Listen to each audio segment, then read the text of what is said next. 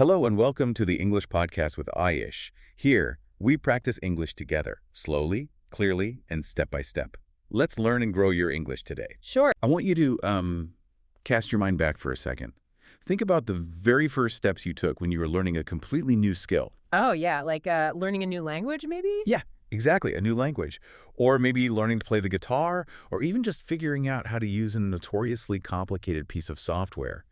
I want you to remember that specific, highly uncomfortable feeling of starting from absolute zero. It is a profoundly vulnerable place for the human brain to be, honestly. Right. Yeah, you have no reference points, you have no muscle memory to rely on at Oh, all. yeah. Every single action just demands this exhausting amount of conscious, deliberate effort. And when you were in that state, just stringing together a simple hello or like playing a single unmuted chord feels like a monumental victory. You definitely aren't aiming for poetry yet. No, you are literally just trying to make the machine work. Exactly. So to the foundational anatomy of how we connect with each other. And to do that, our story is, on its surface, incredibly brief. Yeah, it's really short. It is a single foundational English practice conversation designed for absolute beginners. Isn't just to, read a practice script. We are going to unpack the hidden architecture of this dialogue. Because there's a lot hiding in there. There really is. Because when you strip away all the complex jargon, the slang, and the cultural nuances we usually use to communicate, what you were left with are the fundamental building blocks of human connection. Or raw materials. Exactly. We're looking at how a few simple, predictable lines construct rapport, psychological safety, and ultimately a relationship. It's hiding in plain sight as a beginner's exercise. Okay, let's unpack this. We open on our two characters. Person one initiates. They say, "Hello, how are you today?" Right. And person two responds, "I am fine, thank you. How are you?" Person one says, "I am good," and asks for a name. We find out person two is Sarah, and person one is Ollie. And then they do the mutual exchange. Yeah, they exchange it. "Nice to meet you," and "a nice to meet you too." On the surface, this is the most standard, almost robotic exchange imaginable. Totally. It is the conversational equivalent of stretching before a workout. That stretching analogy is vital, though, because before humans can share complex ideas or debate philosophy or whatever, we require a physiological and social warm-up. Makes sense. Yeah, in linguistics and sociology, this initial back and forth is known as emphatic expression. It is communication that serves a social function rather than an informational one. I was thinking about that phrase, "I am fine, thank you." Isn't it fascinating that "I am fine" is almost rarely a strictly true statement of human emotion? Oh, almost never. Right. You could be running on 2 hours of sleep. You could be ecstatic about a promotion. You could be terrified about a medical test. But if the barista asks how you are, you still say, "I am fine."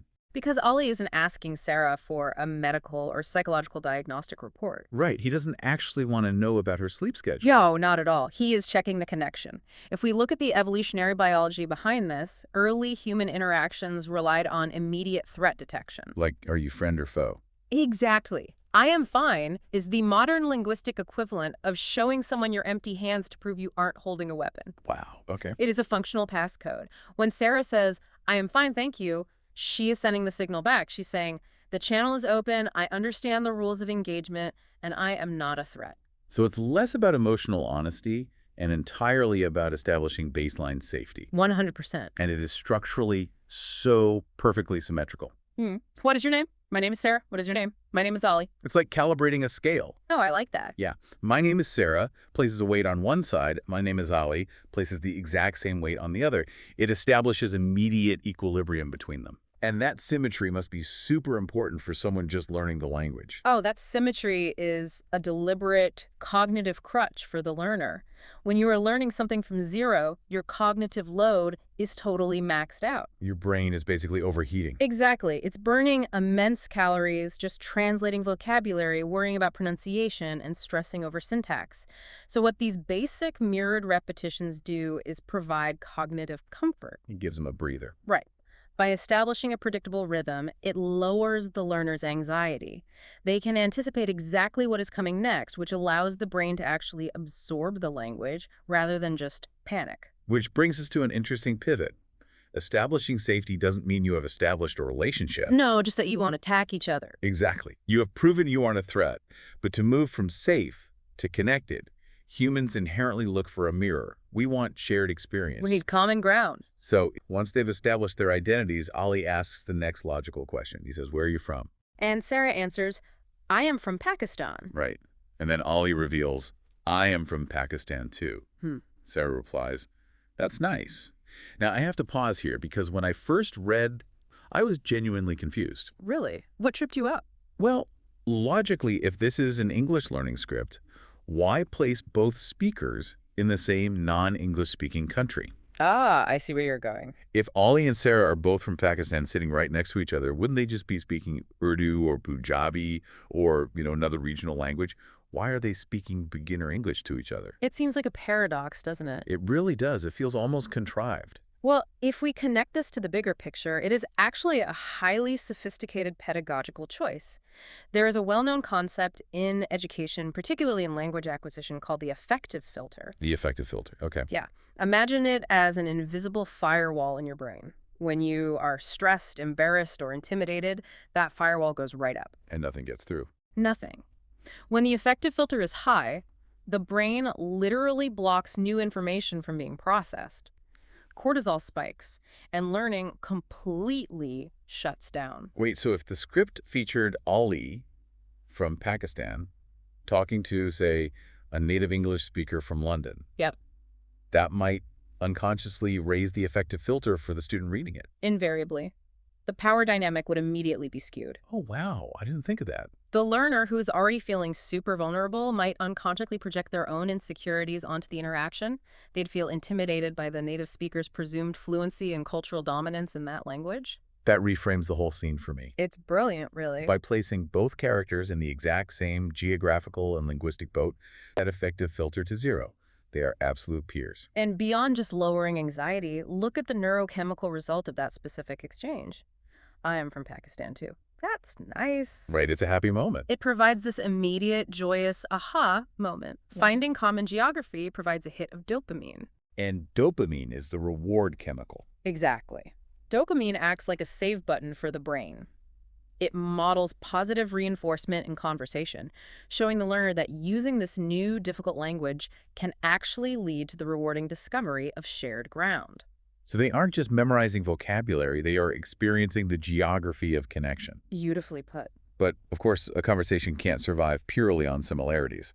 If you only ever talk about what you have in common, the interaction eventually flatlines. You'd run out of things to say in about 5 minutes. Right. You have to branch out into individuality. Which requires a very specific conversational mechanic. We move from origins to hobbies.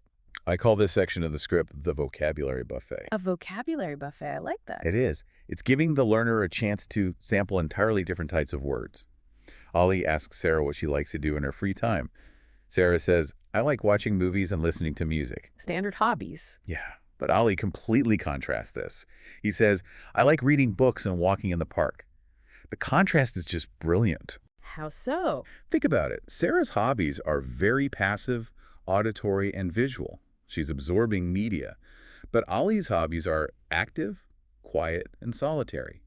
He's reading and walking. Oh, that's a great point. If they both liked movies, the learner only gets to practice the word movies. By forcing them to diverge, the dialogue necessitates a broader, more diverse vocabulary of verbs and nouns. It's very efficient. Very. But while the vocabulary expansion is important, the underlying structural lesson here is how they manage the transition. Notice exactly how Sarah ends her sentence about movies and music. She asks, what about you? What about you?